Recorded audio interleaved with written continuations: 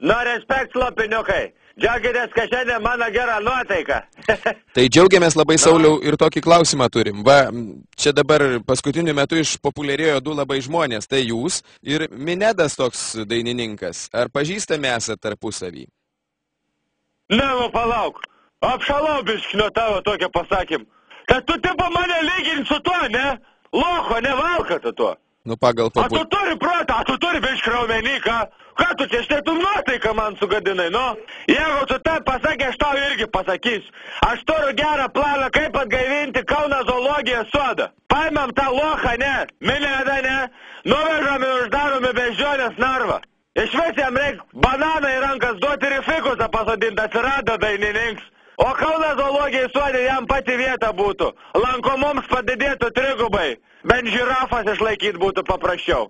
Liuci Begemots bent ant pašarą daugiau užsidirbtų. Ir iš vis koks loks savo vardą taip gali išsidergti iš savo vardą, ne? Tipo, buvo jis, kiek girdėjo, ne? Normalus bičas, Mindė, ne?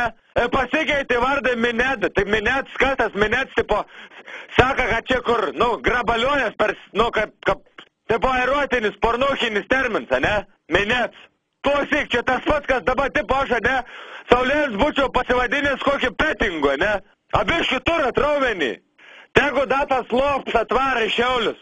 Mes su gengais da jį ne taip apčiupinėsim, bus jam Minets. Kas skaudės visas vietas. Glamonėk mane, glamonėk.